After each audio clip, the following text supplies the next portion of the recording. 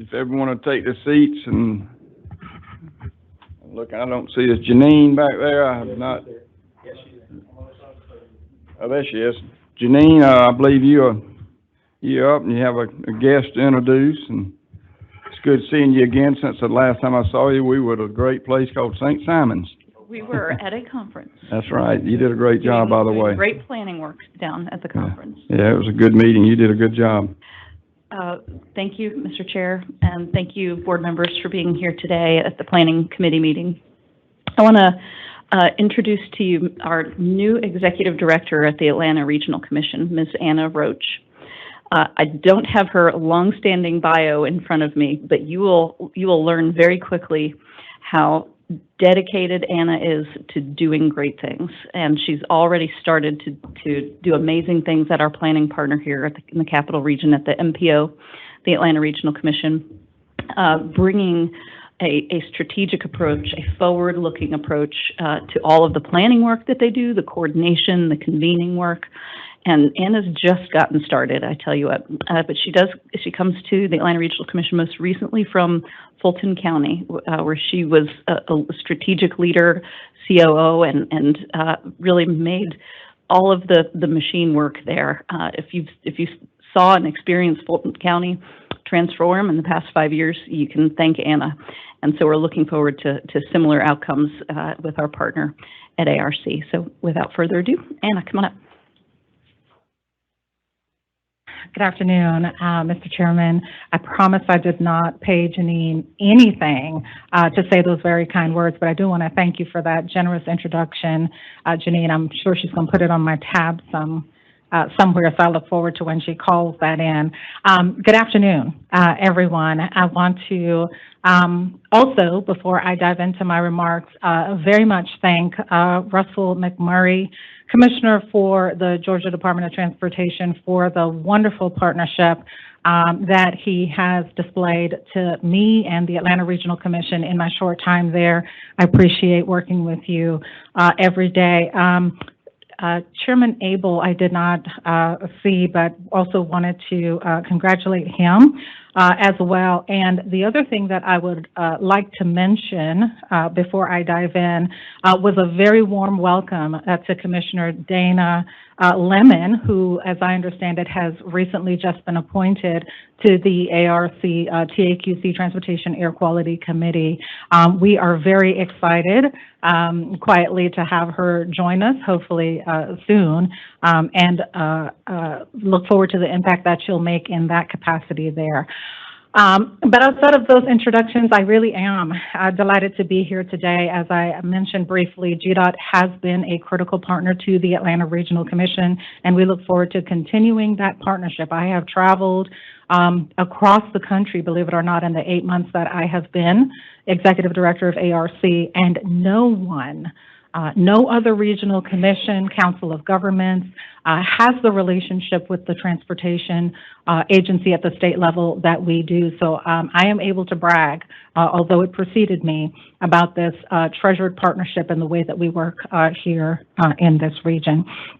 Today, I want to share a little bit about how ARC plays a role in the region's transportation landscape and how our agency collaborates with Georgia DOT, the ATL, MARTA, and other transportation partners to build a great future for the Metro Atlanta region. I'll touch a little bit on the bipartisan infrastructure law, which I know is important work of this board as well. And then I'll wrap up with a couple of our regional priorities that some of which are underway, but that will be really tackling head on as we look into 2023. So I'm gonna see if I can pull up these slides here. So I'm going to start with a little bit of a question. Why ARC? Many of you have played in the transportation space for a very long time and may already understand that, but for those of you who don't, and I know this because I have worked again as a chief operating officer for Fulton County, so I know this in real life. But many of the things that we talk about, that we tackle, many of the issues that we all face as public servants and regional leaders things like transportation, things like economic development, air quality, homelessness, water resources.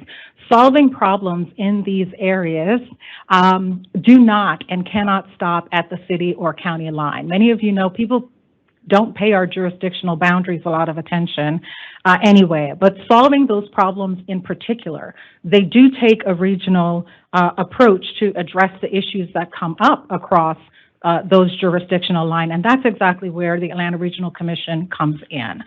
We were established to think regionally and think decades away into the future for the success in tackling those issues. We work with our community partners as well as our local governments to plan investments and programs from a regional lens and from a long-range lens. I'm really proud of the work that we do at this agency and in partnership with the Georgia DOT. As we like to say at ARC, great communities don't just happen, and they don't happen by accident. They take careful planning, they take targeted investments, and it really takes intentional planning to build the future that we want. Planning matters for every community within our jurisdiction, but it's particularly important for a community like Metro Atlanta that is so fast growing. Our projections tell us at the Atlanta Regional Commission that the Atlanta region will grow by 2 million people by 2050, 2 million people. That's the equivalent of moving the entire Metro Nashville into Metro Atlanta. So if you can imagine that. So growth is good and we welcome it, but it takes great care and good planning in order to properly accommodate that kind of growth and not allow it to disrupt our competitive edge and to make sure that we successfully grow as a region.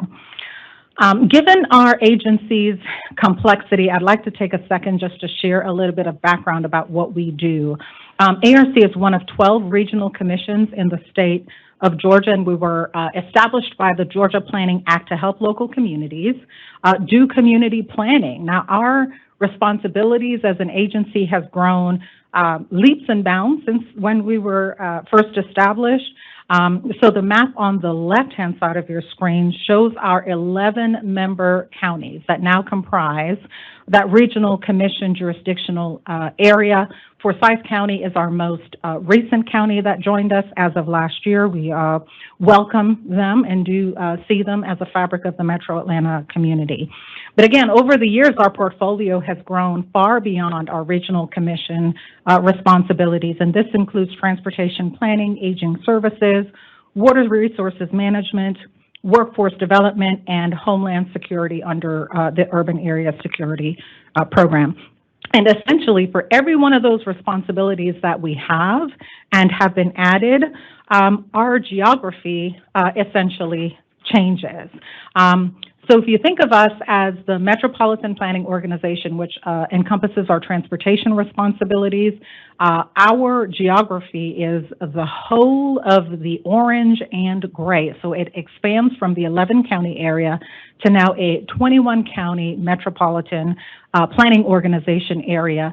So as the MPO, we're responsible for 21 counties. And the additional responsibilities we have get smaller for our legal designation. So for our Area Agency on Aging, that represents 10 counties. For our workforce development responsibility, we have that responsibility in 7 Metro Atlanta counties. And finally, for our Homeland Security Services, it's the 5 core counties of Metro Atlanta. So depending on what hat I am wearing on any given day, my representation in terms of geography certainly changes. I'm really proud of how the Georgia DOT and the Atlanta Regional Commission have collaborated again just in my 8 months, but forever, quite frankly, in the work that they do. And so on this slide, you will see how our geographic boundaries have overlapped. And the partnership really goes beyond just Georgia DOT and ARC. We meet on a bi-monthly basis with our other transportation partners, the head of Greta, CERTA, and the ATL, as well as the CEO for MARTA. And I can tell you The biggest benefit of that meeting is that for all of us, there are no surprises as it relates to transportation in Metro Atlanta. We share information, we share our strategies, and we ensure that we are all on the same page in terms of our approach to things. So as I said earlier, you know, the decision made in this room and the leadership provided to the Georgia DOT is integral and critical to the decisions made at the Atlanta Regional Commission because of the way that we approach the work and because of the strong partnership that we have. So diving into the meat of the presentation, as the MPO, or the Metropolitan Planning Organization, ARC works with Georgia DOT, as well as our local governments and transit agencies to develop what we call our long-range regional transportation plan. The plan essentially prioritizes investments across the region. And for the most part, any transportation project that uses federal dollars must be a component of the Atlanta region's long-range transportation plan in order to be funded. So through that process of collaboration, each year ARC allocates approximately $3 billion in federal as well as state funding for transportation projects in the Metro Atlanta region. These funds are used to do a variety of things, but principally, the funds are invested to maintain our existing infrastructure. And that's a significant investment. Actually, before moving to Atlanta, I lived in New York City. And for anybody who's ever visited New York City, please be proud of your Georgia roads, bridges, and highways. We do an amazing job under the commissioner's leadership, maintaining our existing infrastructure and investing what's needed to make our roads proud to drive on and safe to drive on. In addition, we make strategic investments that tackle the biggest traffic bottlenecks in our region. It includes working with GDOT on the network of managed lanes as well as that are on our highways. The funding is also used to expand transit options to provide easing congestion, but also to improve air quality. We've also worked on a network of bike and pedestrian paths that offer different mobility options. Most of our investments accommodate cars and address congestion, but we also invest in things other than, or ways for people to move other than getting in their cars and moving around Metro Atlanta.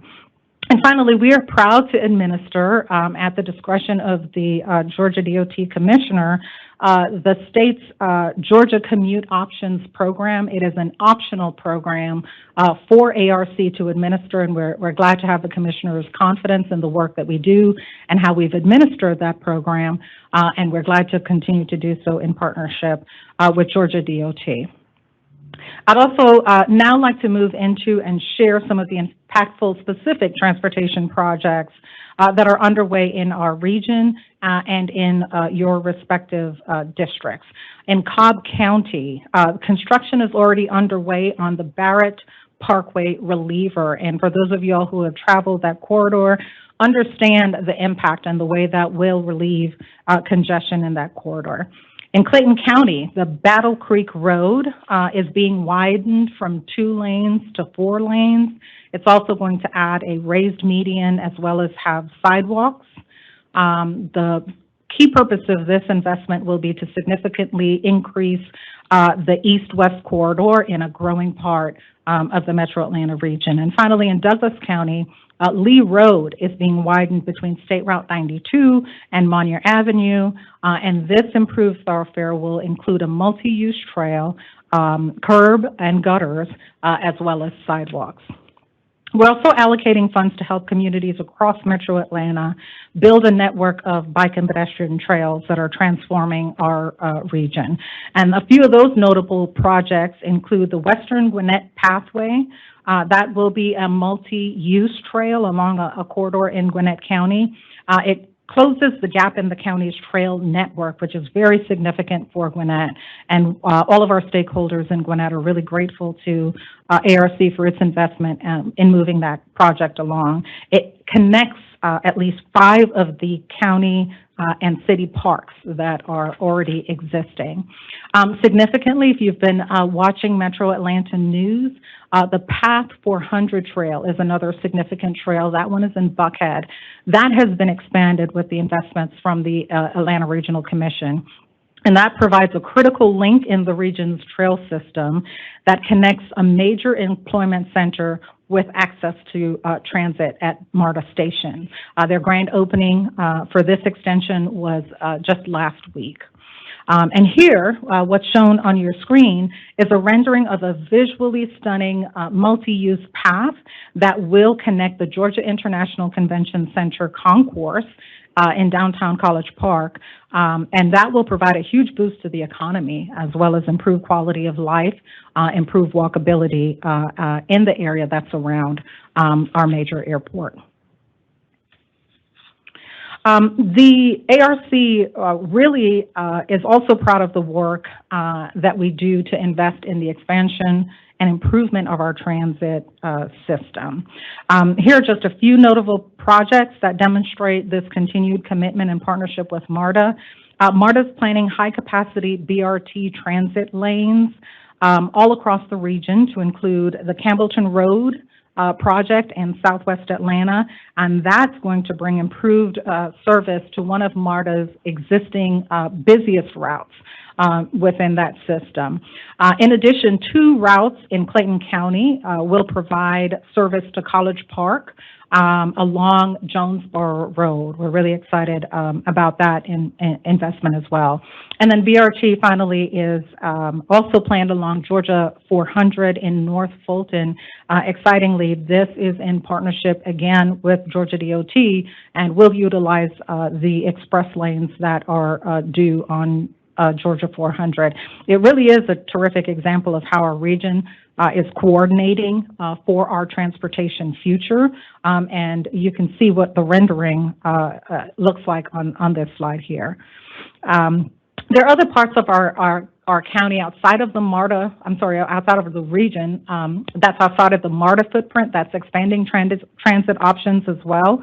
For example, there is a bus system in Douglas County that was recently launched with the assistance of the Atlanta Regional Commission, and it also connects with Greta's Express bus service as well. We also allocate funding to, within our transportation funds, to help the region build healthy, vibrant communities through our LCI grants, our Livable Communities or Livable Centers initiative. You know, think about places that are walkable, that are connected with bike lanes, that have bustling town centers and the like, places that create a sense of community and work for all people, even those with disabilities. That's what our LCI funds are targeted for. And in the last 20 years since this program has been around, we've invested over $312 million in more than 120 communities in Metro Atlanta. So we're really proud of that work, because not only does it make for more vibrant communities, it also spurs economic development within those communities as well. So some specifics in terms of LCI.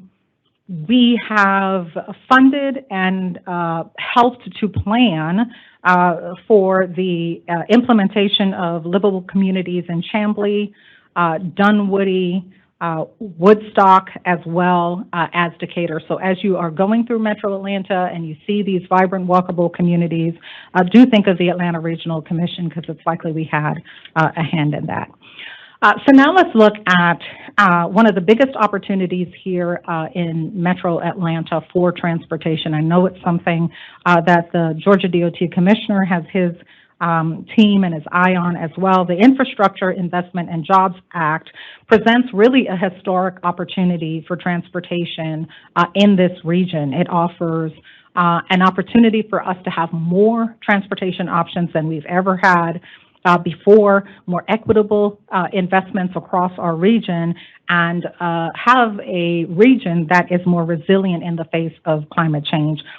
This law essentially doubles federal transportation investments across the nation over the next 5 years.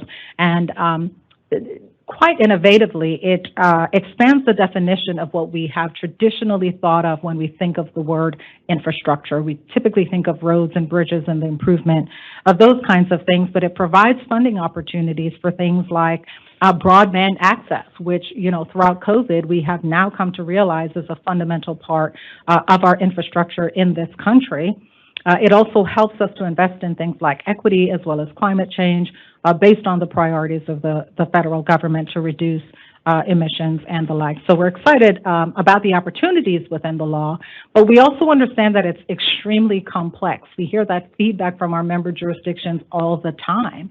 The NOFAs keep coming, like the floodgates are open.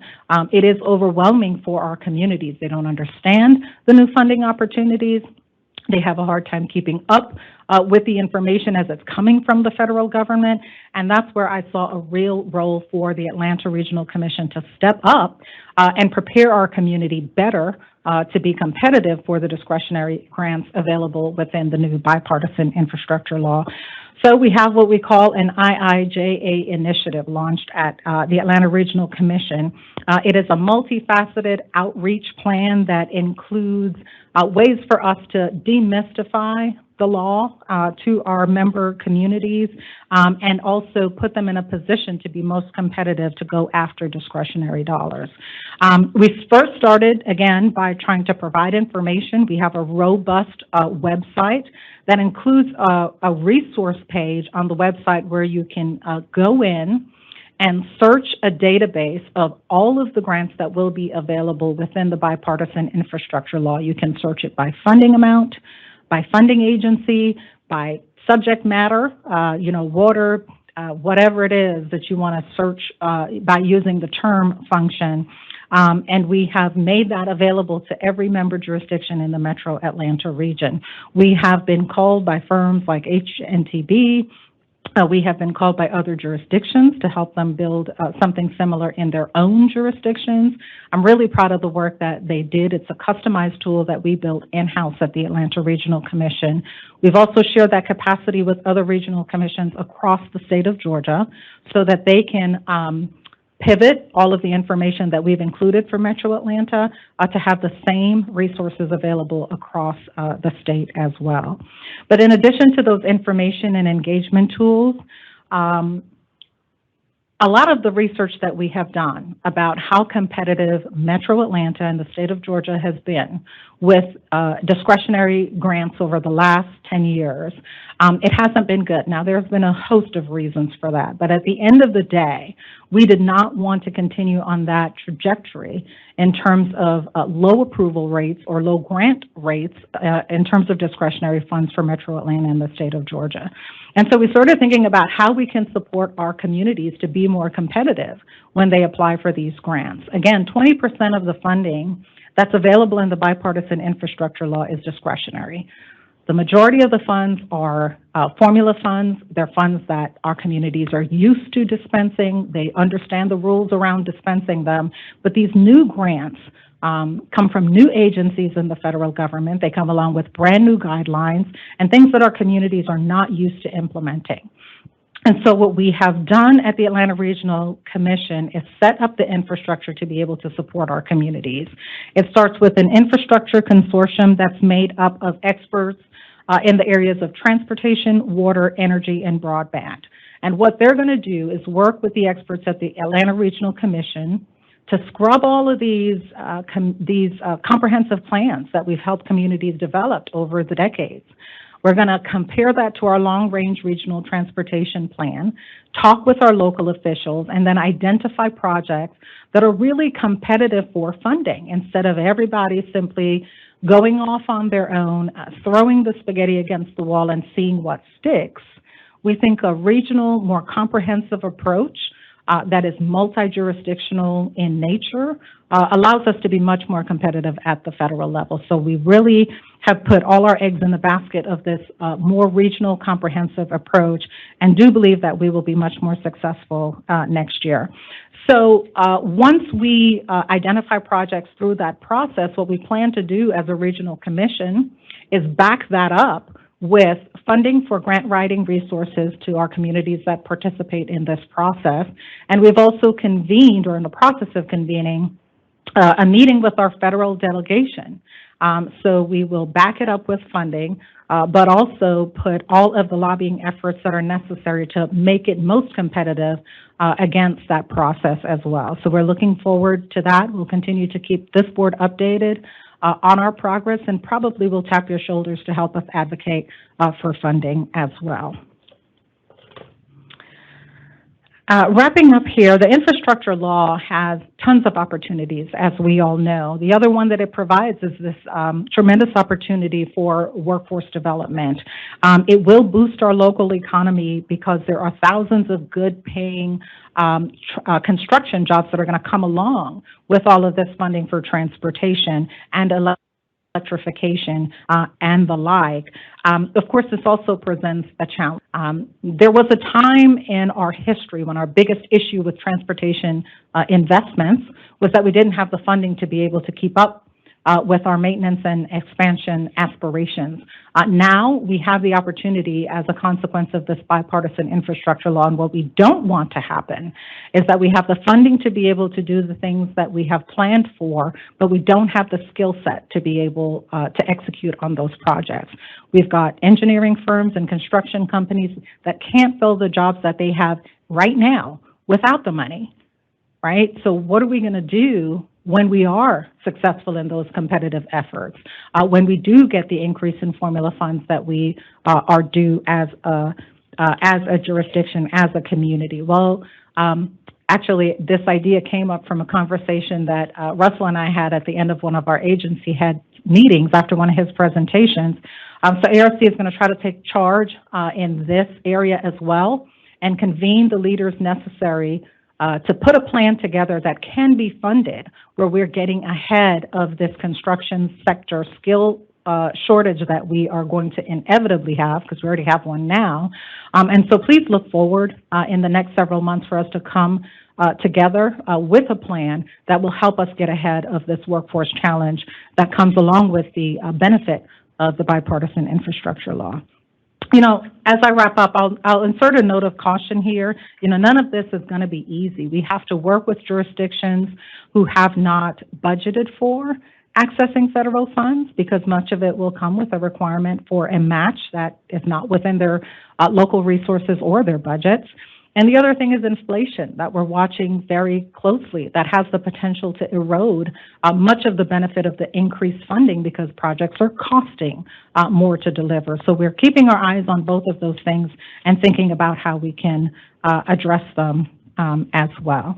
So that brings my remarks to a close. I know they're a little long-winded, but it's been a while since we've been before this board and have the privilege to share some of the things that we're working on with you.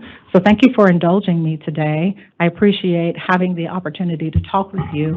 And Mr. Commissioner, I'll turn that back over to you. Mr. Chairman, I'll turn it back over to you. Thank you, Hannah. We appreciate the presentation. Any questions from members of the board? Jeff? I have one. Ms. Roach, thank you for that presentation. Enjoyed it, and welcome aboard. This is, I think, the first time to make your acquaintance. But inside your footprint, there are a number of community improvement districts. Probably all of them in the state are in your footprint. And I would, if you would, just briefly describe the relationship that ARC has with them in general, and you know, are there a lot of shared common goals and mission there between your agency and the CIDs? Yeah, thank you so much for bringing that point up. I do like to brag that most of the CIDs in the state are within the Metro Atlanta footprint, and absolutely they are a critical partner to us, as are the chambers of commerces that are within our footprint. In fact, many of the projects that we have underway and under consideration now in this regional approach were initiated by CIDs. I can think of one by the Buckhead CID and another by the Chamblee CID that we're considering. They are a key partner. They're also a resource for funding to our local governments as well. I think it was the North Fulton CID set aside a portion of their annual budget for any community within their footprint who wanted to apply for federal funds but didn't have the matching funds necessary. So they've made those funds available through the North Fulton CID. So thank you for that question. The CIDs are a real partner to us at the Atlanta Regional Commission. They have funding to study things that local governments don't have to study. And so many of our transportation improvement projects, particularly ones that involve livable communities, walkable places, pedestrian bike paths, and the like, many of them are initiated with the CID. So we work very closely with them, and we'll be continuing that partnership. Any other questions from members of the board? Anna, sorry. No question. I might recognize this, settle it in. Yeah. Thank you for the favorable consideration, Mr. Chairman. Just to comment, I want to again thank Anna for taking time out to present to you guys. And as Janine said, we've got a fabulous working relationship that Anna has continued and is leading the ARC forward. When she talked about she sort of traveled the country, I can attest to that. She spoke on a panel with the top brass for the Department of Energy and FTA, among others, in LA earlier this summer at ITS World Congress. And so that's a big stage. As when they say World Congress, it's worldly attendance. So, but did a great job representing Georgia and Atlanta and the ARC there. And then the last thing she said on workforce. I'm super excited about what they're going to do to help advance the workforce needs that we have here in Metro Atlanta, which obviously will spill over to outside their boundaries as well. But a big initiative there, and certainly thankful for Anna for picking up that and championing that through their workforce development program, which will make a big difference. So thank you, Anna, and thank you, Mr. Chairman. Yeah, thank you, Commission, for those comments.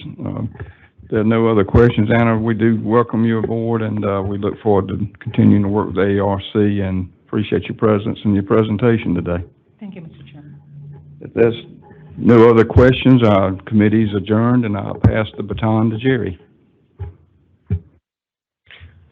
Okay, I'll convene the Intermodal Committee now, and we are going to have a presentation from Leanne Trainer about the air cargo study.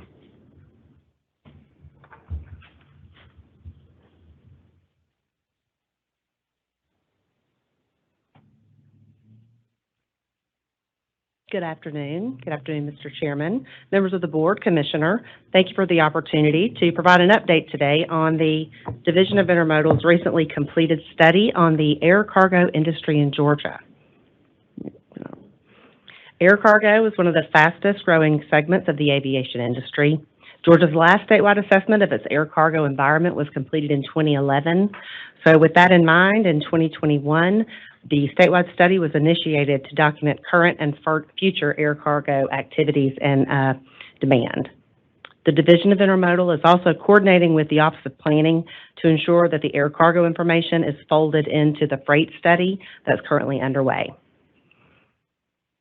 And of note, while Hartsfield-Jackson Atlanta International Airport ranks as the 13th busiest air cargo airport in the U.S.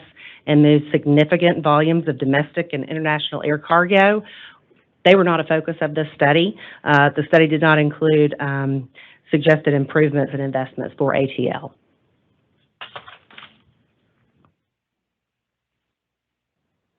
So the objectives of the study are multifold.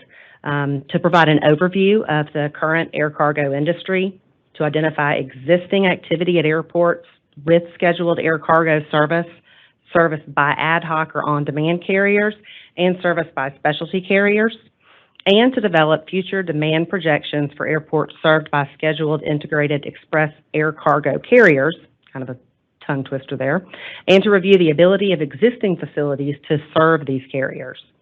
So the study was designed to identify current trends, forecast future air cargo activity, to determine the potential demand for new facilities or improvements, as well as the associated investments required to meet those.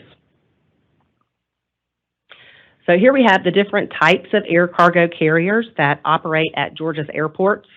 These include commercial airlines that have a belly hold cargo capacity.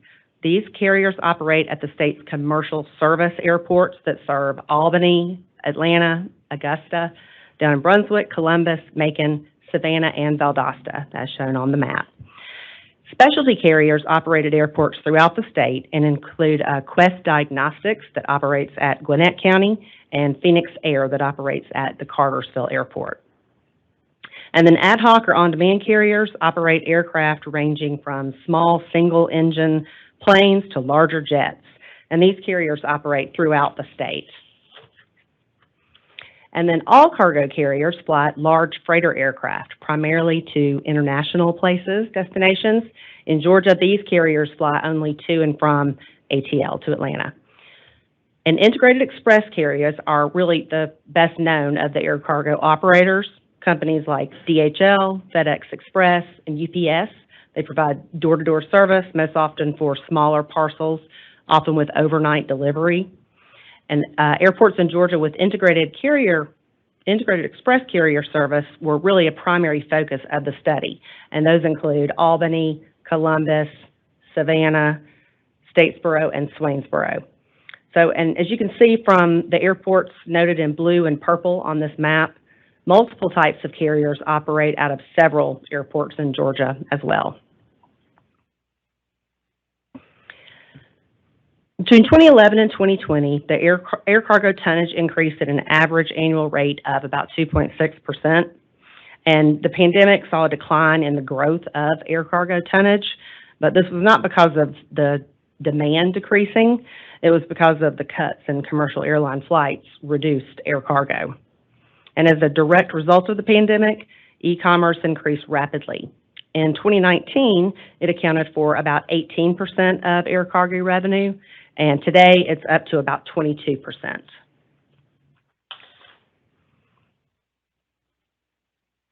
So while air cargo carriers, they continue to expand their jet aircraft fleets, the integrated express carriers are also buying more feeder aircraft. Growing numbers of smaller air cargo planes may open opportunities for additional airports in Georgia to have scheduled air cargo operations. Unmanned aircraft systems, UAS, or drones, they're already being used by air cargo carriers to improve efficiency. So and here we have a map with the current scheduled jet air cargo flights. Integrated express carriers operating at Georgia airports, they fly a mix of larger jets and smaller turboprop planes, often called feeder aircraft. So this map shows jet aircraft operations in the state. To illustrating the scheduled routes of the four carriers on the slide, it's DHL, FedEx Express, UPS, and Amazon Air. Many of these carrier flights link Georgia with hubs in different states for these companies. And then here we have the feeder aircraft routes that fly to smaller airports in Georgia. You see where those link across the southeast as well. Based on FAA flight records, 58 airports receive ad hoc or on-demand air cargo carriers. Their operations can be daily or as infrequently as just a few times per year. This map illustrates the frequency of ad hoc operations.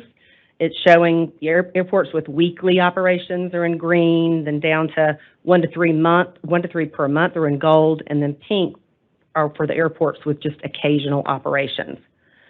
The integrated express carriers operate out of the airport shown in blue on the map. And a good example of an airport that has ad hoc air cargo flights with about 1 to 3 per month is down in LaGrange. Most operators here are flying parts to support the Kia plant. And this is a really interesting slide. Certain types of businesses and activities are known to be air cargo dependent. The study identified 878 air cargo demand generators in Georgia. Generally speaking, these are positioned in Georgia's more urban areas with locations following the interstate highway corridors. And as shown in purple on the map, pharmaceutical companies top the list with 294 locations across the state, and automotive industries coming in next with about 174 locations. And these are household names, like Walgreens, AutoZone, Goodyear Tire, just as a few examples. And this correlates to the top domestic outbound commodities by value transported by air. This is noted in the bottom table on the slide here. And a little bit more information on this in the next couple slides.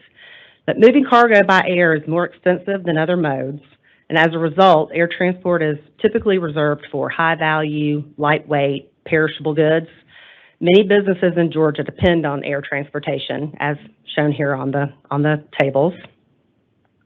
Data from the Federal Bureau of Transportation Statistics indicate that commodities valued at $3 billion move to and from Georgia by air on an annual basis, and $27 billion in international commodities arrive and depart Georgia airports each year. Service areas for integrated express carriers are typically determined by speed and distance, which influence parcel pickup and drop-off times. For this analysis, 60-mile drive times were used to approximate access to Georgia airports that currently have scheduled integrated express carrier service. So the heat map shows the general concentration of air cargo demand generators identified by the study that are beyond one of the 60-mile service areas. And as you can see here, 6 gap areas were identified. These are areas with higher concentrations of air cargo demand generators that are not within 60 miles of an airport with existing scheduled air cargo service. So you can see here the areas with the highest concentration of unserved demand generators. However, the study reviewed these gap areas and determined there's significant existing airport infrastructure currently available within these areas.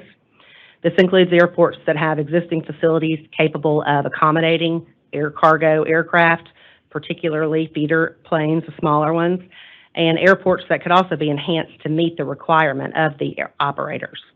And we actually even have a couple of visitors from airports here today who are very supportive of growing the air cargo industry. Thank you for coming today from Savannah Hilton Head International, and that's Leonard Robinson, and Sean Cookson from Southwest Georgia Regional Airport in Albany.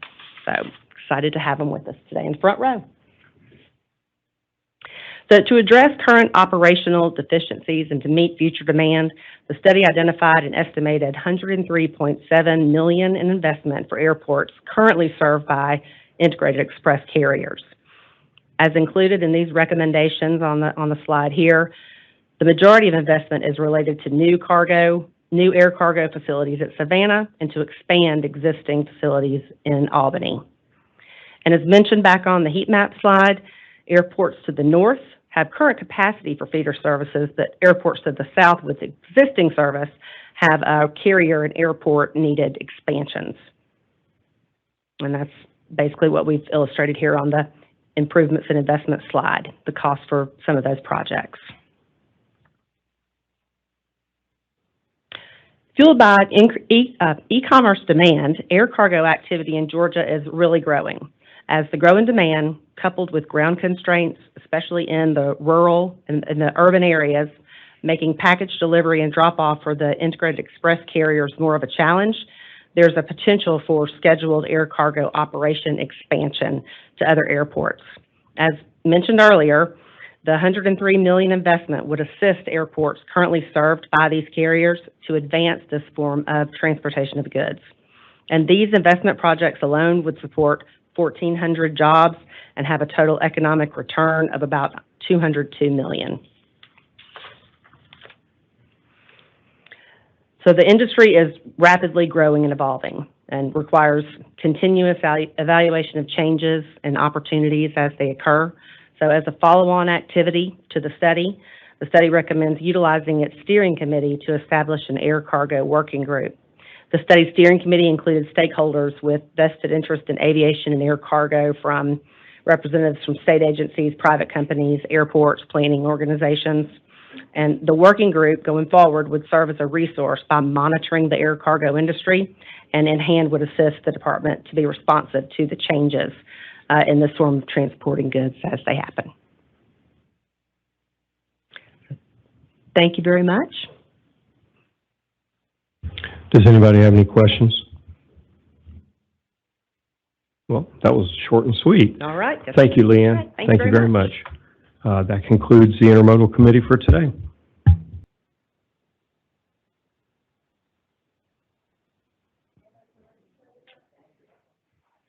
Thank you, Madam Chair, Mr. Chairman, members of the committee, full board, our commissioner.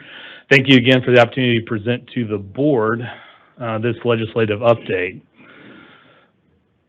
First off, I'm going to do some highlights of the most recent election, really with a key focus on the new legislators.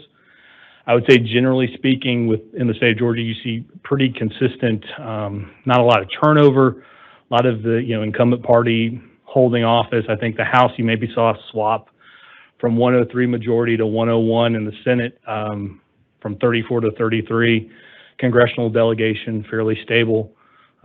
Governor reelected and the incumbent party reelected. So I'm going to focus this presentation more on sort of the new legislators, as well as kind of the sense of where they are in the state against your congressional districts. And then we'll take a look at the T-SPLOST results, and then wrap up with an update on the Electrification of Transportation Study Committee, kind of where they are. They haven't quite finished that process. They've had all of their public hearings. We kind of walk through what they've done thus far and kind of what appears to be the decision points, where they're kind of looking as they develop their report and recommendations. So as I mentioned, I'll start with the federal side. We've got two new members of Congress, one representing the 6th, Congressman-elect Rich McCormick, and then Congressman-elect Mike Collins in the 10th. Just of note, Mike Collins is the son of the late Congressman Matt Collins.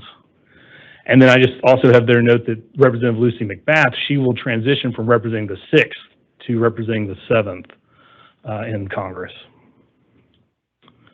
And what I've done is I'm going to go through, starting in the metro area, highlighting some of these are the new legislators. And you'll notice that the congressional districts they're in are underneath them. Start with sort of the West Metro Atlanta, so Cobb, Cherokee, Fulton minus Northwest Fulton. And as you can see there, the new legislators, I'll do one call out here. We do have a returning House member who had a hiatus of one session. That's Representative Deborah Silcox, as well as he did not serve in the House, but Doug Stoner previously represented Southwest Cobb and parts of Fulton in the state Senate. Turning to Metro Atlanta East, a few more faces. I tried to do as best I could to make sure you could see everybody and see what districts to get a feel for them. Again, looking North Fulton, DeKalb, Gwinnett, Forsyth, Hall County, Walton. And you can see there, you've got a few returning members here as well. Actually, I also mentioned this is really 6th, 7th congressional district, the 4th. You get over there to the northeast corner, you got parts of the 9th, because the 9th now comes down into more of Gwinnett County. And then there might be some 10th, and yeah, one that's in the 10th congressional district. A few call-outs there is Representative Scott Hilton, or he was, again, another who had a hiatus from the House, served in administration, came back, ran again, so he's been in the House previously. And then Michelle Au is presently a state senator. As part of redistricting, though, she ultimately made the decision, instead of trying to seek the same seat in the Senate, to run for a seat in the House. Moving statewide, outside the metropolitan area, you can see there's still a good number. I mean, this has been a very large, when you add all these up, there's going to be a lot of new faces at the General Assembly in the House and Senate. And so certainly a lot of opportunity to meet new folks and take those opportunities to educate. No former legislators, but I'll do one call out here. Tim Fleming was former chief of staff for the governor after leaving the office, and now he's won elected office himself. Looking at our state senators, about 10 of them there. You can see we got 5 House members, starting with former House member. He had a hiatus, Colton Moore, Representative Ed Setzler, Representative Josh McLaurin, Representative Williams, and Representative Derek Mallow. They are coming from the House and going over to the Senate. Don't we get in trouble saying up or down or one of those, just over. I'm not picking any sides. Not picking sides. They're all equal branches. Go equal branches of government. So With that, I want to transition into talking about the leadership elections, but I can't do that without first recognizing Speaker David Ralston. He made an announcement a week and a half ago that he was going to not stand forward for Speaker due to health considerations. He was going to continue to serve his district, but certainly want to give him a call out. He's been a supporter of transportation. When we go back to 2015, he was definitely a leader. And House Bill 170 started there in the House, and certainly under his steady hand was advanced. So we certainly appreciate what he's done and continue to be a leader in transportation. So we'll continue to keep him in our thoughts and prayers as he continues to serve the 7th district. So turning to the leadership races, so the House met on Monday to determine the majority leadership. The Senate had met the previous Friday. We'll provide updates on the minority leadership, but those elections, internal elections, have not happened yet. They'll happen closer to the end of the month. But they call it here for Speaker Designate or Speaker-elect John Burns, former GDOT board member. There'll be another theme here of some GDOT board members in leadership, which we're always excited to see. Round out with Speaker Pro Tem Jim Jones, Majority Leader Chuck Efstration, Majority Whip James Burchett, Caucus Chairman Bruce Williamson. Turning over to the Senate, obviously the Lieutenant Governor-elect Burt Jones is also the President of the Senate. Then President Pro Tem is Senator John F. Kennedy.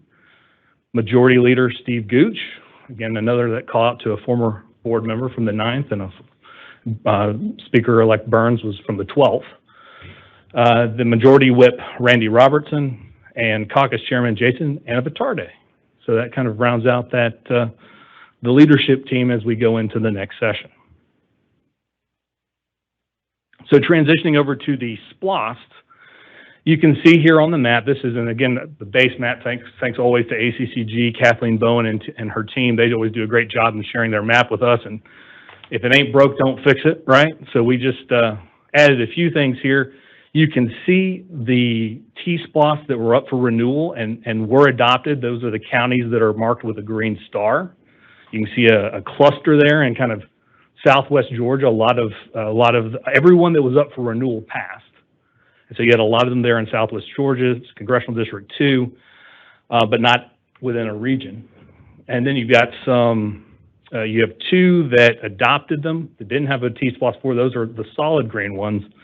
And then we had 5 counties that did not adopt the first time, or did not adopt it. They don't have one of the. I'll call out sort of the 2 largest populations in Forsyth and Chatham County. Both of them had about, and this goes to the point about how anyone who says a vote doesn't count, every vote counts. In Forsyth and Chatham, you both had about 100,000 voters. Forsyth was like 99,000. Chatham's like 101, 102. In Forsyth County, the difference between yes and no was 400 votes. Chatham was about 600 votes. So just when people, every vote counts.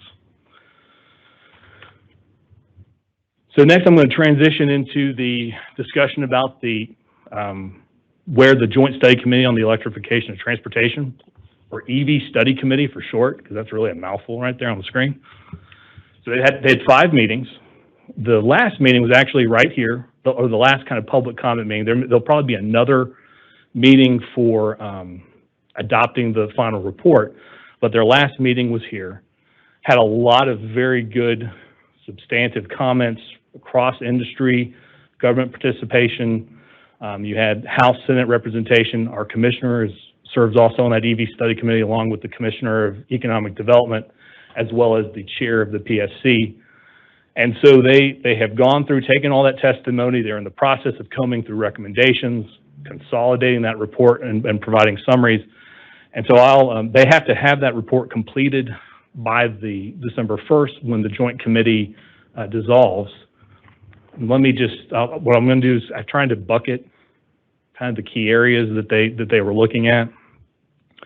So the first thing, and obviously the commissioner will be able to provide anywhere where I drop the ball, he can pick that up because he's been heavily engaged in this, taking meticulous notes. So understanding the EV market and the future adoption purchase. So that was one thing the committee was trying to get to the bottom of, is you have a lot of industry projections about, our fleet will be X% by 2030, or every vehicle will be EV by this point in time. So you have those industry components. You do have like the Department of Energy has an arm that looks at information, and their projections are a little bit more dampened. They kind of see it may take longer to ramp up. And so the committee was really trying to get at how do we benchmark what we think the ultimate adoption is, and obviously making sure that we've got the policy in place as the fleet does turn over to ensure that those key areas that need to be addressed are addressed in a timely way. So I think that was something the committee keyed in on, and certainly wants to make sure that they're keeping front of mind, and we stay on top of as a state as we move forward. Then one of the things that's sort of a must address, must pass key thing is changing state law. So state law, again, does not allow for a non-energy producer. So if you're not Georgia Power, an EMC, or the municipal energy producer, you cannot resell electricity under state law. So it would be a change that would allow for the legal retail sale by the kilowatt hour of electricity for purposes of charging electric vehicles. So that way a convenience store or third party that doesn't produce energy can do it. So that change needs to be made for a lot of reasons, but they want to key in on making that change. What other things need to go in hand in glove with that? So there was a lot of discussion about that, and then it'll tie in, I'll mention again, as we talk about sort of the regulatory framework and sort of related discussion, that all will kind of piece in together one way or the other. One of the key things I think important for the discussion of the department and the investment in transportation is making sure we preserve, however people are fueling their vehicles on the public roadways, how do we preserve the user fee roadway impact principle of transportation funding? So they were looking at existing state law, they were looking at other states, and how are other states tackling electric vehicles. Certainly we already have the registration fee for EVs. That's a flat rate. There's a lot of discussion about, the difference between one driver and the other and still paying just one rate. But there's obviously the ease of collecting one fee. So there's looking at what's easy to collect. What do you have to do? What do you have to have in place to change it up? What's the back office? What's the cost of collection for other measures? So there was a lot of focus on that, looking at existing state law and what does existing state law say about other forms of energy and what is the rate of tax that should be assessed. There was also a lot of discussion and a lot of good opportunity to look at which the commissioners mentioned before, the pilot project that we'll be working with the Eastern Coalition on, looking at a mileage-based user fee, particularly for these vehicles when you look at EVs and others where you don't have as equitable or a mile-based fee component in what they're being charged. So I think that was definitely on top of mind for most of the legislators, and I think you'll see a lot of probably language and recommendation on that is when they come out with their report. Then the next piece is the EV charging, so the charger regulatory framework. So looking at permitting, who should permit? Should there be a statewide permit or at least a statewide process to govern permitting of the chargers themselves? And along with that permitting, like today with gas pumps, who should oversee that? The Department of Agriculture presently is the one that monitors pumps, one looking at safety, the other looking at ensuring that, are they accurate? Are they making sure that, consumers not being any fraud or an error to the function of the machine? So there's that piece of it. And so that's something that, there are other states that have already advanced legislation. California is one that has a pretty extensive statewide framework that governs what the locals have a role in the permitting, but the state government provides some sort of standards.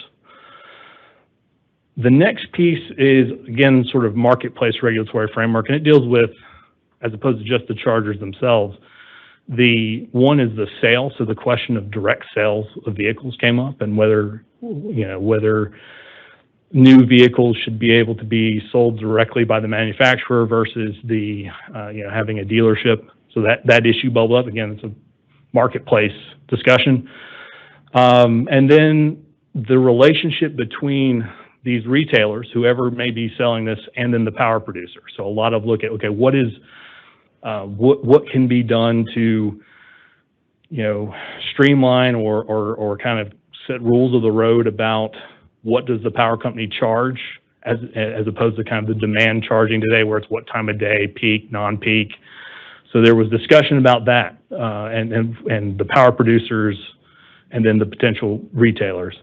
The other thing that's of note is, we have pending with the Public Service Commission some tariffs. They're considering some tariffs to an update to the tariffs to look at this issue of EV charging that may or may not.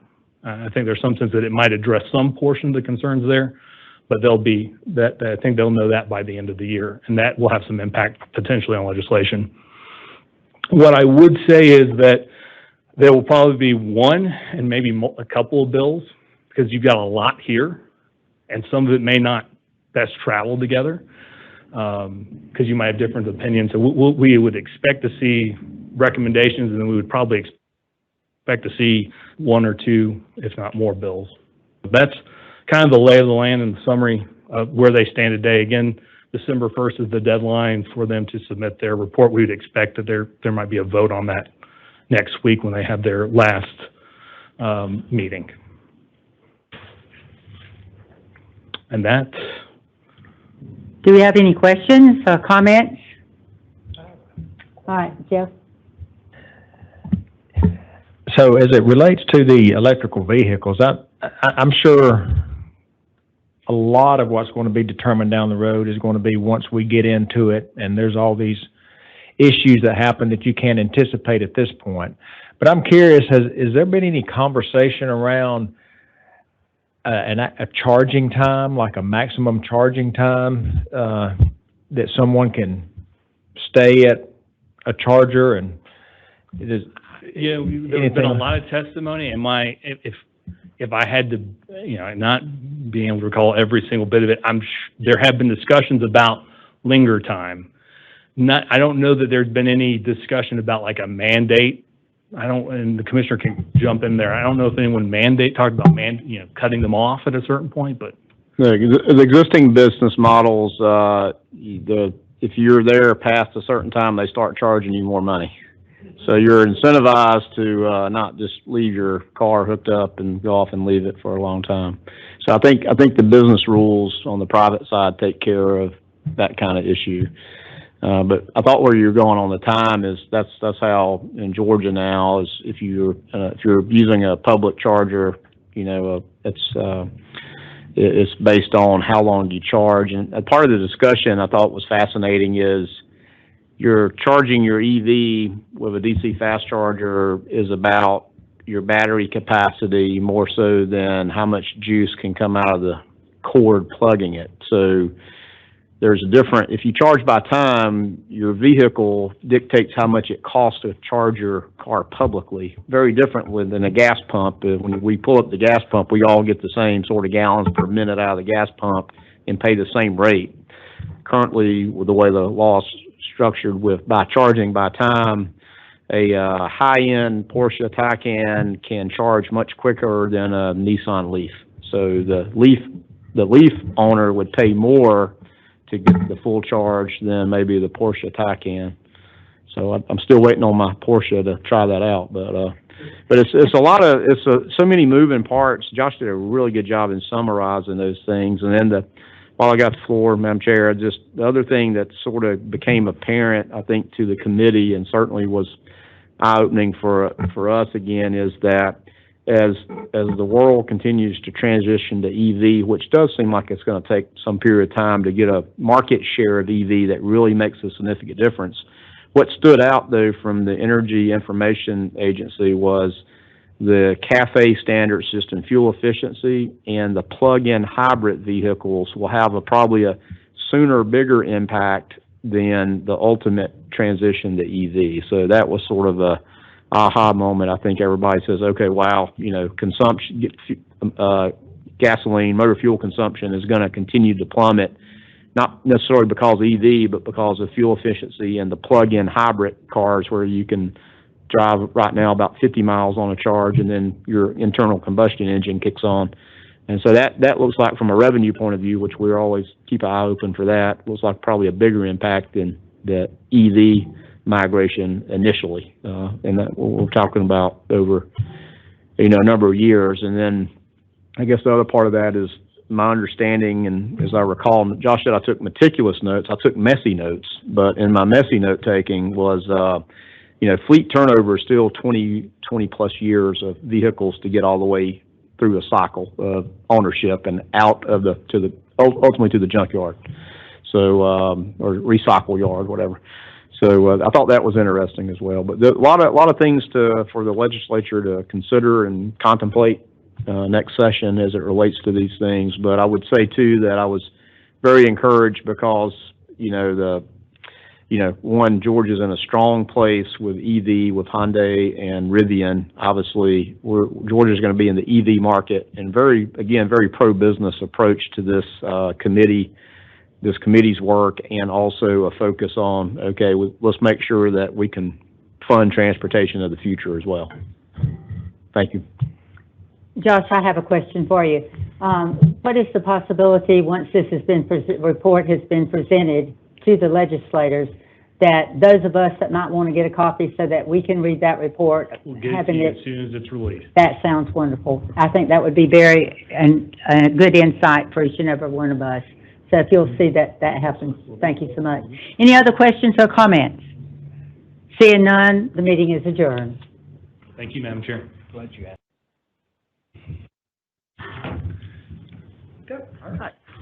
Good morning, Mr. Chairman, Commissioners, members of the board. I know it's early for you to see me, but this is one of our fun presentations.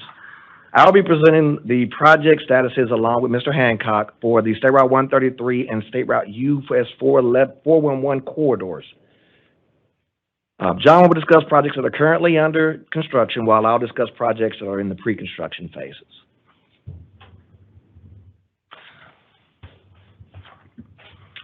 All right, so the State Route 133 corridor that you see here on the screen is also known as the Sunbelt Parkway.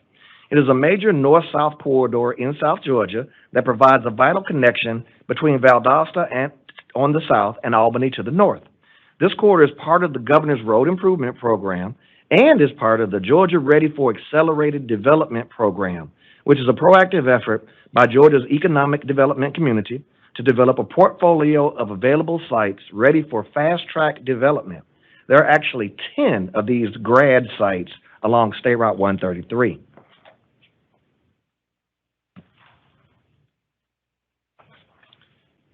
So there are currently 3 projects under construction along this corridor. The section from Valdosta to Moultrie has been completed. The section going from Moultrie to Albany is a 33-mile length with 20 miles currently under construction. The first project we got in Colquitt County was let in November of 20. Notice received given in May of 21, and the current completion date for this project is December of 23. The contractor is Reams and Son Construction, and currently they are 50% complete with this project. The current contract amount is $63.5 million. So far on this project, we have had a value engineering proposal brought forth by the contractor that changed eliminated the median structures and saved the department almost $800,000. The contractor is currently placing GAB on the roadway, and during this first stage, they had completed 2 of the 3 bridges in that stage. They expect to change traffic over in spring of 23, where they got 2 more bridges to be done. This project is mostly widening to one side and requires about 2 shifts to complete the project. The next project we have is in Daltrey and Worth County. It was let in July of 21. The contractor began working January of 22, and the current completion date is April of 24. One thing unique about this picture here, you see that green section in the middle, that's where the bridge is going to be constructed, and on each side of that bridge, which is kind of unusual, is going to be a culvert, one on each side.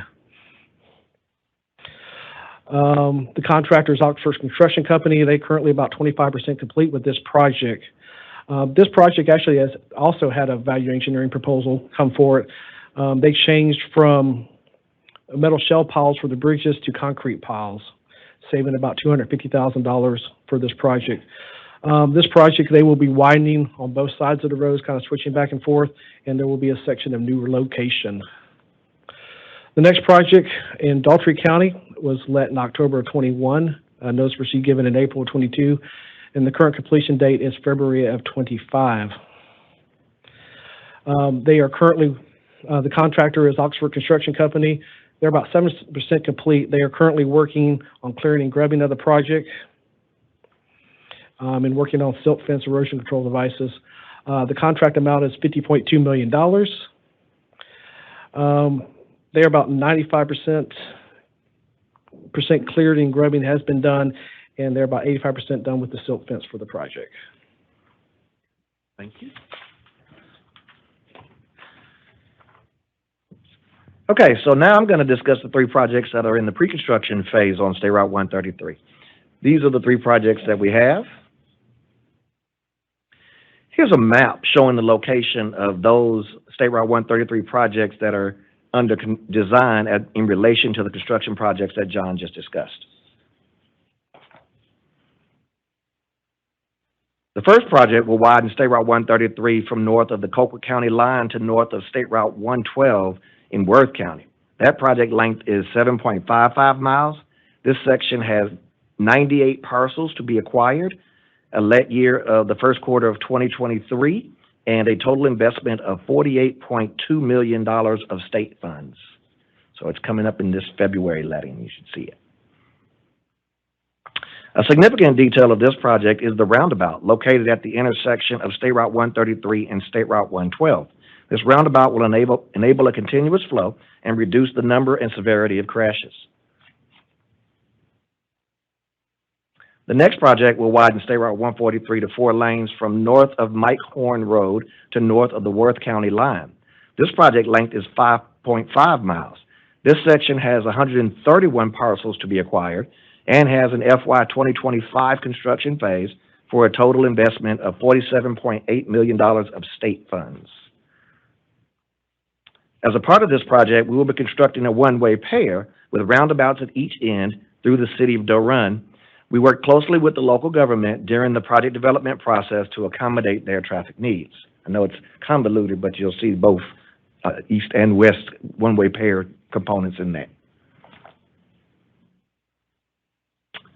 This next project will actually reconstruct the interchange at I-75 at State Route 133 to improve the substandard horizontal clearances on I-75 and to add capacity to the interchange. This interchange has 22 parcels and has a fiscal year 2028 construction phase for a total investment of $31 million of state and federal funds. Two historic features on the project are the Points of Light tree and the Points of Light marker, which are both historic landmarks and are located on State Route 133 at North St. Augustine Road. Both of the Point of Light tree and Point of Light markers have historic value as they were donated by Arby's in recognition of the Points of Light Foundation. And we're just getting started with that interchange in a design concept development standpoint. Now we're going to focus on US 441. So 441 corridor is the longest GRIP corridor in Georgia, spanning 371 miles south to north and reaching from Florida to North Carolina. The corridor is also a part of the Georgia Ready for Accelerated Development program, with 7 grad sites identified. This corridor has also been newly designated as an alternative fuel corridor by FHWA as part of the establishment of a national network of alternative fueling and charging infrastructure along the national highway system.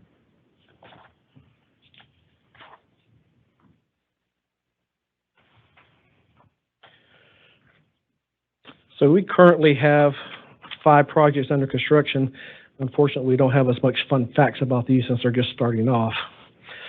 First project in District 1, State Route 53 and 441. This project was led in January of 21. Contractor began work in October 21, and the current completion date is August of 23.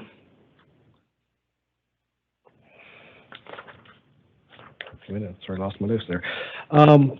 This is a very important corridor because it has access roads to tie 316 and 441 together. The 4 lanes will definitely help with congestion once they are completed. This project, the contractor is E.R. Snell. They're approximately 24% complete at this time. The contract amount is $13.3 million, and they are about 95% clear in grubbing done and working on silt fence and erosion control. The next project on here is in Banks County. This was led in July of this year. We do not have a notice to proceed, and we do not have the contractor working yet. The current completion date is August of '24. The contractor is C.W. Matthews Contracting Company, and the contract value is $10.3 million. This is very important. There's going to be a lot of pedestrian safety upgrade for this, so it's going to be very beneficial once complete. Jumping down to District 2, in Morgan County, we had a project that was led in December of '20. The contractor began work in March of '21, and current completion date is March of '24. The contractor is E.R. Snell, and they're about 52% complete with this project. The contractor is working on drainage underneath the new alignment, working on the GAB for the first phase, or excuse me, the second stage of the widening. The current contract amount is $42.2 million. The contractor is in the process of installing all the concrete on the near I-20 part of the project, the curb and gutter and driveways, and then they will continue on with the concrete medians throughout the project. One good interesting note about this project and the one before is that Snell is actually moving in a concrete plant to be set up on for the paving of these 2 projects. Next one in Putnam County, it was let in December of '21, and notice to proceed given in April of '22. Current completion date is August of '25. E.R. Snell is the contractor. They are 14% complete with this project, and the contract value is $60.6 million. They are in the process of clearing and grubbing the entire project and hope to have that done by the 1st of December. They are also working on clearing and grubbing, and crews are installing erosion controls and sediment basins along this corridor.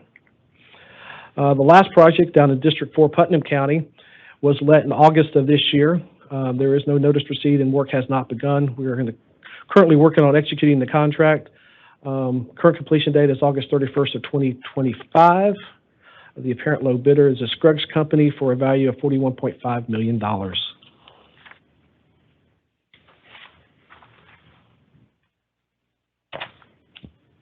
Sorry. All right, thank you, John. So we also have 11 projects that are in varying phases in the design process. Here and on the next slide are a list of those particular projects.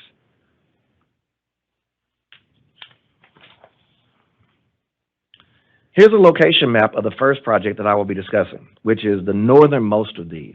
The other projects on this map are not slated to begin design for a few more years, but I wanted to give you some context as to their location in relation to the ones that are under active design.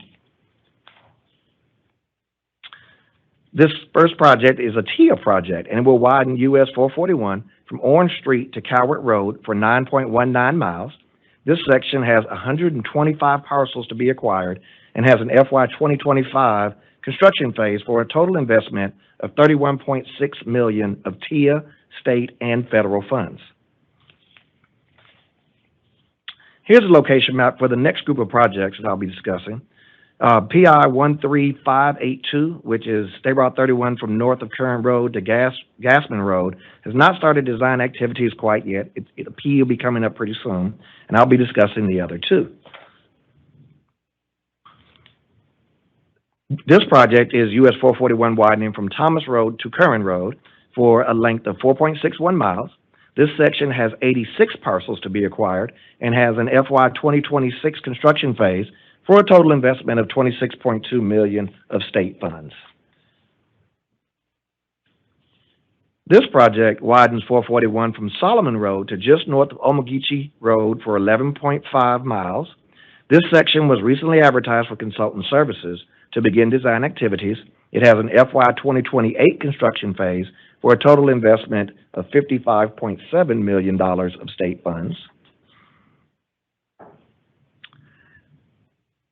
Here's a location map for the next couple of projects. The 2 labeled projects on the right side are not slated to begin design for a few more years, but again, we wanted to give you that location context. US 441 widening from County Road 240 to the McRae bypass for 7.27 miles is this particular project. This section was recently awarded to a consultant to begin design activities. It has an FY 2030 construction phase for a total investment of $41.6 million of state funds. Widening of US 441 from Eric Church in Wheeler County to State Route 46 in Lawrence County for 2.41 miles is this project here. This section has started concept development activities. It has a FY 2029 construction phase for a total investment of $52.3 million of state funds. As an interesting note, the Little Omogeechee State Park is located at the southern end of this project, and there is a bridge at Alligator Creek that will be replaced with a 4-lane bridge as part of this project as well. And what you see here is Alligator Creek's existing 2-lane bridge. Here's a location map for the next group of projects.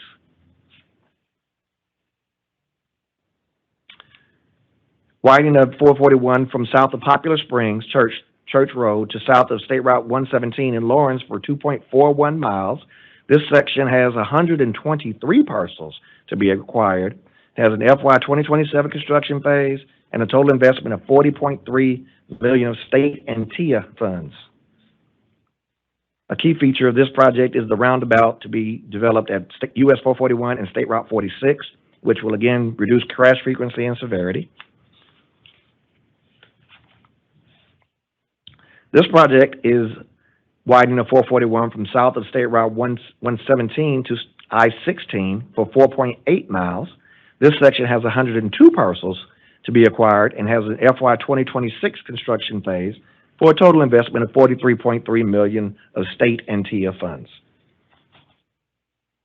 This project actually has a 44-foot depressed grass median as a typical section, which is a little larger than what we're doing on some of the other corridor components. Here's a location map for the next group of projects. Again, I'm showing this in context with some of the ones that are under construction, particularly on this slide. So 441 from south of State Route 12 in Morgan County to north of the Appalachian River in Oconee County for a length of 8.54 miles is this section. It has 131 parcels to be acquired and has an FY 2025 construction phase for a total investment of $72.1 million of state funds. 6 new parallel bridges will be built as a part of this project, along with the 32-foot depressed median.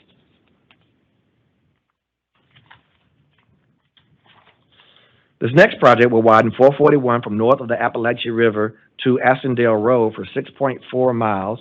This section has 94 parcels to be acquired and has an FY 2025 construction phase for a total investment of $44.5 million of state funds. This project will provide a 24-foot depressed median and R-cuts along the corridor to reduce crash rates in the segment. And the furthermost north project will widen US 441 from north of the city limits of Clayton to the North Carolina state line for 7.4 miles. This section has 233 parcels to be acquired, including impacts to 3 post offices. We're working through our construction phase right now. It's slated for 2023 and a total investment of $128 million of federal funds, including multiple federal earmarks.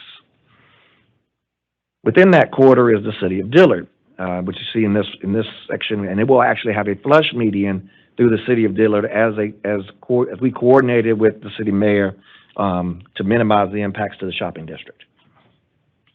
And with that, that is the end of the presentation for the 441 corridor. If you have any questions, we'll be happy to answer.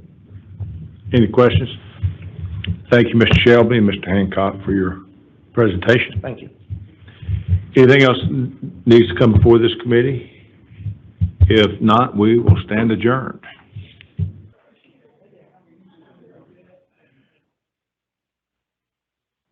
Okay, let's call the meeting of the Committee of the Whole to order, and Patrick Allen, the State Materials Engineer, is going to give us an update on the bipartisan infrastructure law, Buy America update. And Patrick, since you're standing here, you weren't here last month when I gave you a shout out to say thank you so much for that terrific tour of the Office of Materials and Testing last month.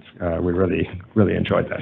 Yes, sir. I appreciate that. I wasn't here physically, but I was watching virtually, and I spread that message all across OMAD, all of our 200-plus employees. So we really appreciate it, and glad you enjoyed it yourself and Ms. Purcell and Mr. Floyd. He's not here, but again, I appreciate y'all coming down and spending some time with us, and we're very happy to show off our gadgets and things that we do. So, all right. So today, again, Commissioner, Chairman Abel, members of the board, come before you to provide an update on Buy America generally, but more specifically the Build America, Buy America provisions within the Buy America Infrastructure Law, also known as the Infrastructure and Jobs Act that was passed last year.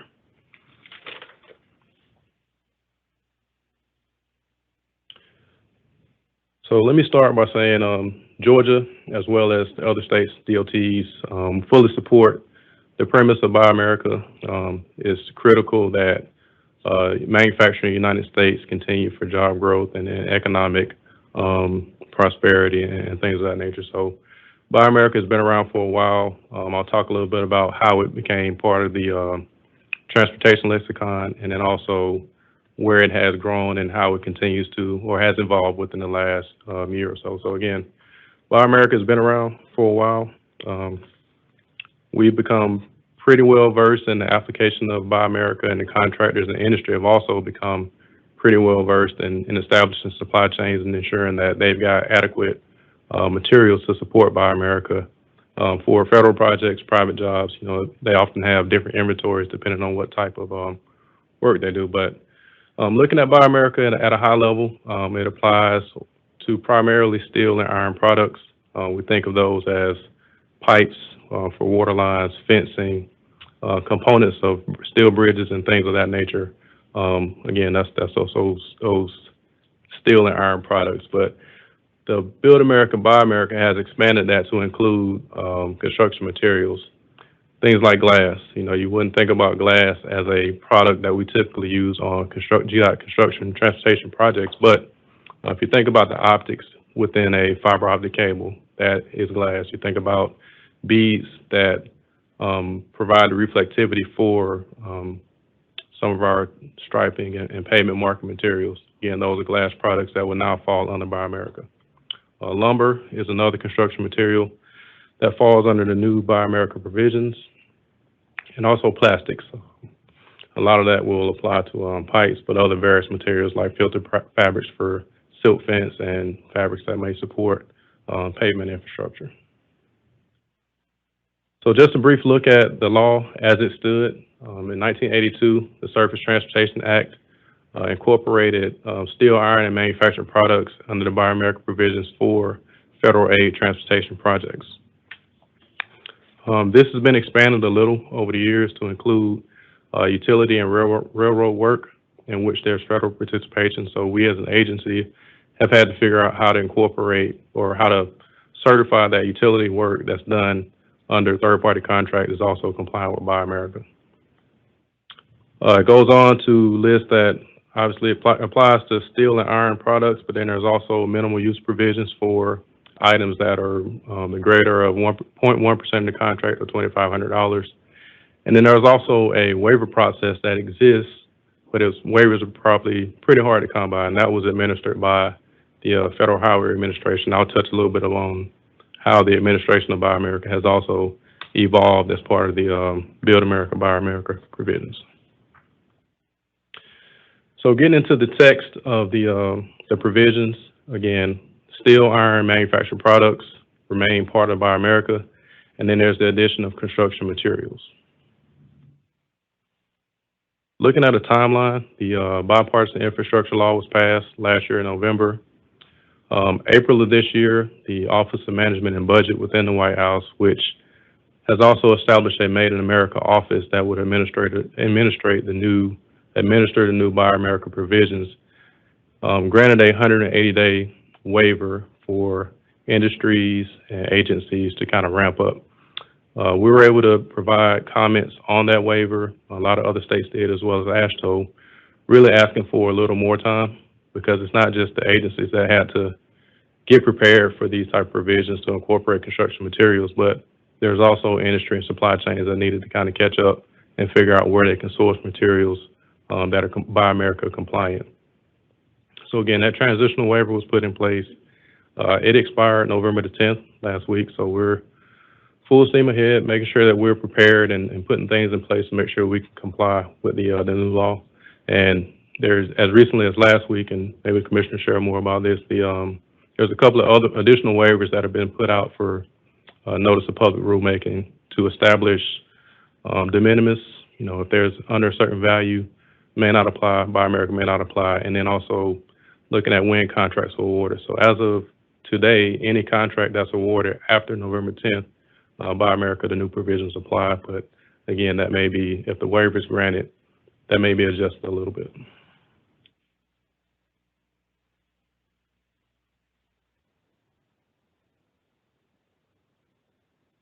All right, so Build America, Buy America has 3 basic buckets or tenets that products must fall under. 1 being the most obvious, iron and steel. 2 being construction materials. Again, that definition has been expanded. And then the 3rd bucket is manufactured products. And again, we could talk for many hours about what is a manufactured product and what is not. There are no lists necessarily, but I'll get into some of the details of what we define as construction material. But everything that's permanently incorporated into a project has to fall in one of these 3 categories. So construction materials, as defined in the new provisions, refer to non-ferrous metals, things like aluminum, copper, lead, nickel, and zinc. Also applies to plastics and polymer-based items. Again, thinking about those pipes, PVC, things like that. Glass, I mentioned the optical cable, lumber, and drywall. Construction materials are not, obviously, iron and steel because they're covered under previous provisions. Cement and cementitious materials, aggregates such as stone, sand, and gravel, and then aggregate binding agents or additives. So, Mr. Arab, you'll remember where we talked about our Rice Krispie treat and the things that stick asphalt together. So again, what this provision what it does is it excludes concrete and asphalt as a system, so to speak. So again, we're happy that these things were excluded, and then also exclude some of the source materials when you're talking about the fine aggregates and things that compose products like asphalt and concrete. So again, manufactured products, it's a little bit convoluted, but what Federal Highway Administration holds currently is a general applicability waiver. So manufactured products are more or less exempt unless that waiver gets taken away. So we're thinking about manufactured products, but not spending as much time. We want to make sure we get those non-ferrous materials, those non-ferrous metal materials, lumber, glass, and those products taken care of.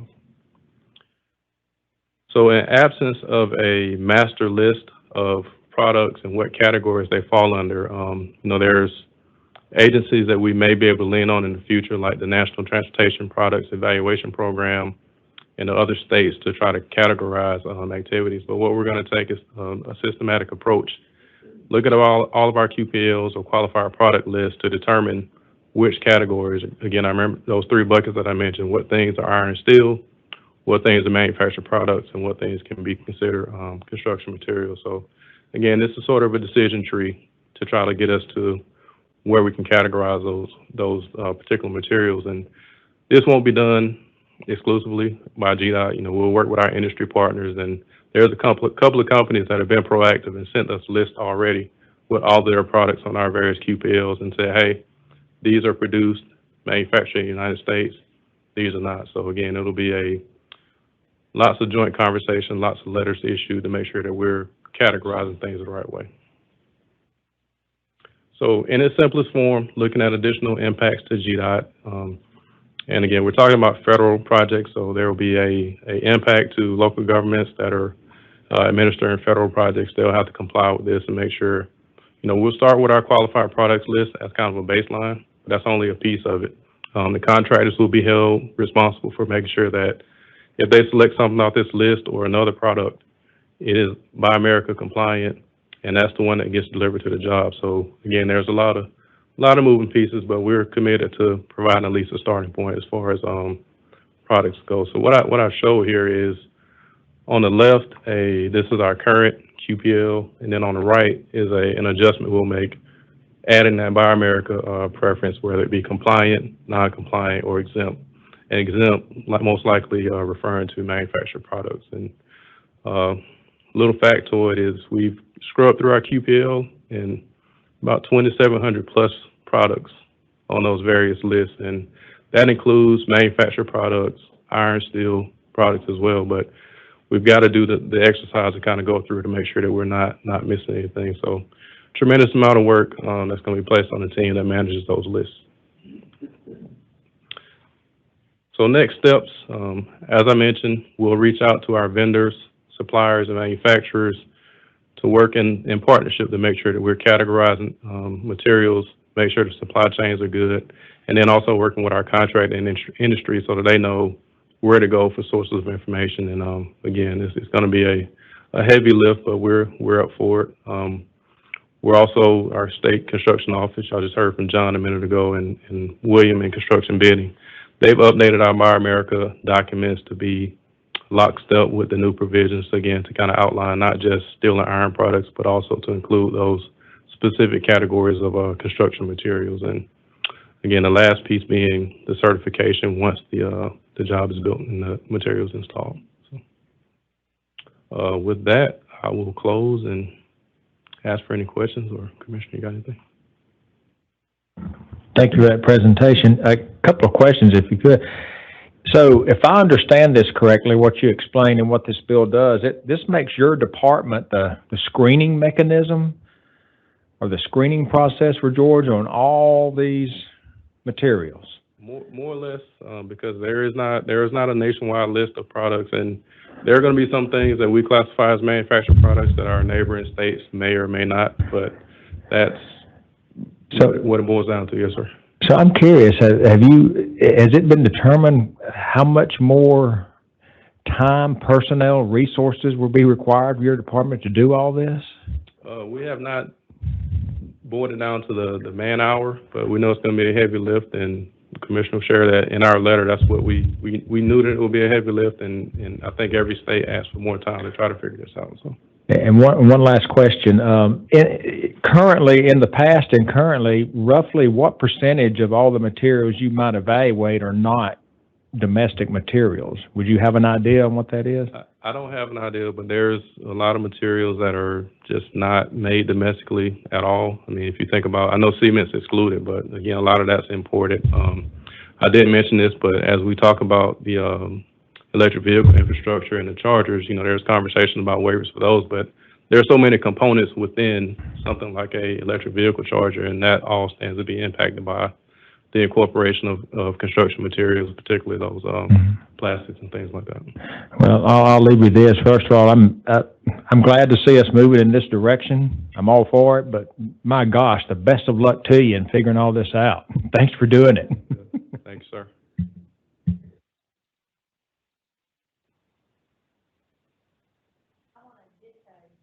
Great, the opportunity that we had to come and visit you and your team, and the information that was provided to us.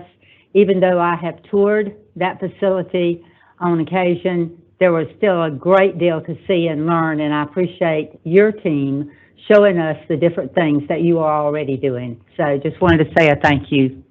Thanks. Thank you. Thank you, Mr. Chair. Just a little bit of commentary. I want to thank Patrick for bringing this to your attention. There's nothing more American than domestic manufacturing, and we all support that. We've had the opportunity collaboratively with Patrick and others with the department to work with AASHTO and to work back with Federal Highway Headquarters and USDOT on many occasions talking about this over this year, as there had been a waiver in place that did expire on the 10th. the one certainty I shared with USDOT and Federal Highway when they allowed us a listening session was the certainty that all the states faced was total uncertainty in how to administer this, to your point. So we say ditto, Jeff, to your comment.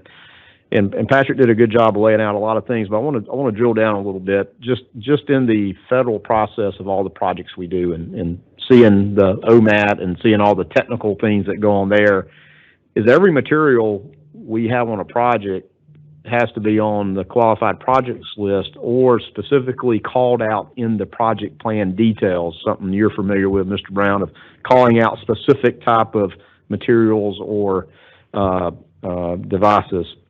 And there's a lot of documentation there. I mean, that it is heavily documented and with paperwork, with invoices, and where the change is with this manufactured products waiver that Patrick mentioned goes back to 1982. It looks very likely that waiver will go away, such that all products, including manufactured products, will ultimately be part of Buy America, Build America, or if I said that backwards, they call it Buy. I don't like saying that, but that gets very hard on the manufacturing to source all the different materials that may go into a product. And so I think, again, we've asked for more time. All the state DOTs have asked for more time. They did this. That was this week or last week. I can't remember. This week or last week. I guess last week did put some more potentials for some waivers, but the waiver process is not simple. It includes sending to USDOT and to the Made in America office, and then there's actually a public comment period. That, you know, if you submit a waiver, it has to go through a federal public comment period. That's not very conducive to advancing projects and the like. So it's a lot of complication here. We're going to navigate it. Again, the tenets of this is fantastic. Patrick mentioned a couple times there's no list. We've asked, just simply give us a list of construction materials of when you say glass, what do you mean? He used the example of glass beads that go into the stripes on the road.